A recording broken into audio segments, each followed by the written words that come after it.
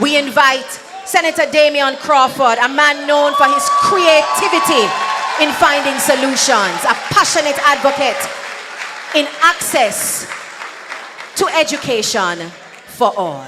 Senator Crawford.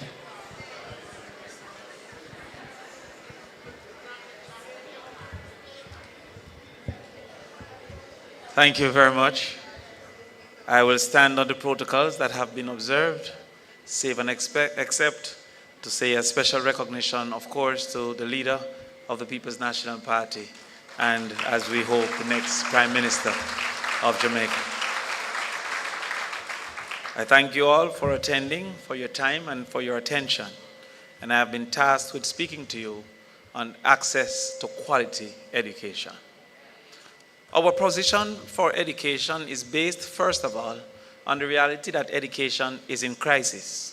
And not only is education in crisis, there is great deterioration over the last 10 years. Some of the facts that we must acknowledge is that over 11,000 children are not achieving basic mastery at the 6th grade level in mathematics. Additionally, 18% are achieving 5 subjects, including math and English. That means 82% has not achieved the basic graduating numbers that we desire. Indeed, we have also recognized that there is a concern at the absenteeism, but also at the literacy level. In the last 10 years, literacy in 2015 reduced from 84% in 2015 to 65% in 2024. The same subject, about 5 subjects including math and English, reduced from 28% in 2015 to 18% in 2024. Therefore, we acknowledge that education is in crisis. The second acknowledgement is that the mantra of education is a contract between God and man that states, first of all, that every child can learn, which God has allowed, but the second, every child must, is the duty of our government, of our teachers, and of our parents. We therefore are committed to achieving that role that humans have gained in that contract with God.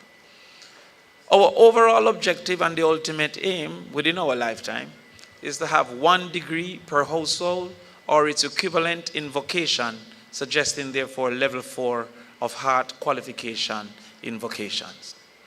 That, however, would need multiple tenets, multiple hurdles to be crossed for persons, first of all, to be able to attend the university, and the second of all, to be able to be successful at that level. We look at the first proposal that we have made for university, which is the first in the family scholarship. This indicates, therefore, that the first person to matriculate to university would receive, as indicated by the leader in his budget presentation, a full scholarship to the university.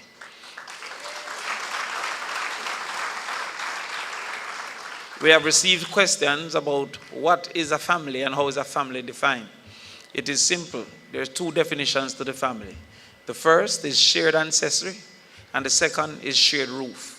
Any of which that child qualifies, that child will benefit from the first in the family scholarship. Our numbers have been calculated and reported, and it's important to indicate to students currently at the university that for the first year, our numbers considered 4 groups of university students. So not only new university students, but current university in first year will receive their second year, and current in second year will receive their third year, and equally current in third year will receive their 4th year. We also recognize that outside of those who may receive the scholarship, some are still in need of having a student loan. And again, as the leader has indicated in his budget presentation, which is why I'm so confused by the multiplicity of arguments that we have not proposed our plans. But the leader also stated that those persons who have applied to student loan, the payment will be tied to their income to ensure that student loan isn't an albatross around the necks of individuals who have the necessary expenses of survival. We have also indicated that for those who are not yet employed, student loan will not start until the start of employment. Therefore, there will be no requirement for payment. But before we get to university, we have to ensure that there is early exposure to children for their brain function. Research has indicated that 80% of the brain function occurs in the first 1,000 days. And to that extent, we will ensure that we work with the churches to create facilities for infant learning in each community so that we can have organized access to brain function and that improvement so our children can get that. Additionally, we recognize absenteeism as a major problem in Jamaica. Recently, we celebrated 22%, a return to 22% absenteeism, quote unquote, pre-COVID levels. Chronic absenteeism is suggested to be 10%. So we are celebrating twice what is suggested to be the chronic absenteeism levels. And this is for the general reality. Deep rural absenteeism has been said to be 55%, and rural absenteeism 32%. To this extent, we have recognized some of the reasons for absenteeism to include access to transportation. And it's important to differentiate access and affordability because there are some communities being deep rural that have no access for them to even consider affordability. To that extent, we had indicated the RIDE program. And the RIDE program is to give $10,000 per month or $2,500 per week as a supplement to individuals who are coming from communities that may, one, not have access to make access more available, but two, may not be able to afford to ensure that they can afford getting to school.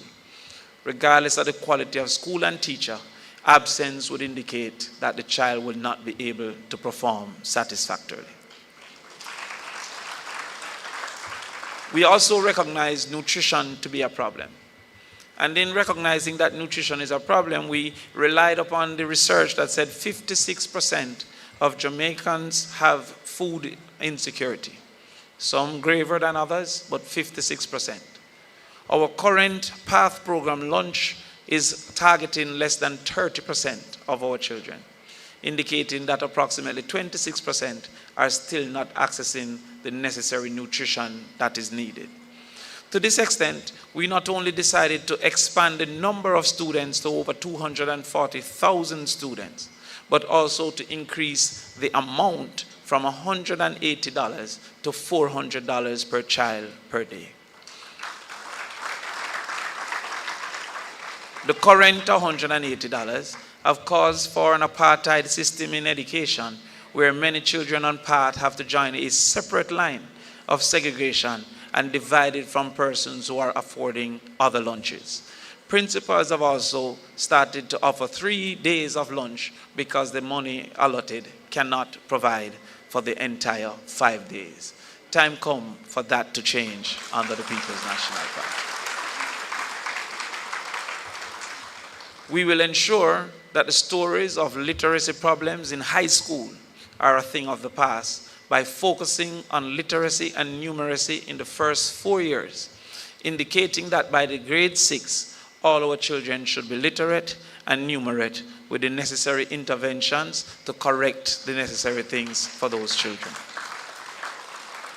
We will host camps, we will host evening programs, we will host summer school to ensure that those who unfortunately have been robbed of opportunity don't remain in the lines of the level 3 and level 2, but all come to pathway 1, which is the aim for our children.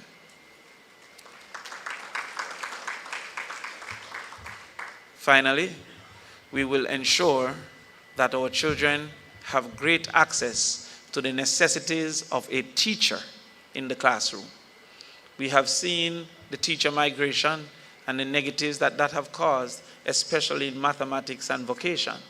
And to that extent, we are proposing a retention plan for teachers so that Jamaica become more competitive for the services of our wonderful teachers that are constantly being asked to migrate into other spaces. This retention plan will change some of the realities that we have seen, where students doing an exam in fifth form have not had a math teacher since third form. It therefore explains why less than 40% of our children taking math are passing math at this particular point in time. The teacher retention plan would include, first of all, greater access to housing through the NHT. It would include reservation of housing units built through the NHT and under government programs.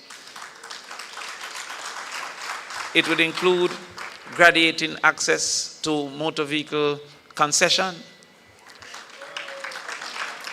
It would include forgiveness of student loan for the years that they remain in the public sector. It would include internet as a tool of trade to ensure access to preparation and information. And it would include ensuring their environs, both in the classroom and the staff room, are sufficient for them to feel comfortable moving forward. We believe that our access to education plans are holistic, fulsome, and will ensure that we move the needle from just access to quality access for our children. Therefore, we are putting forward an education plan that is based on love for our children, love for our future, and love for our country. Thank you, Jamaica.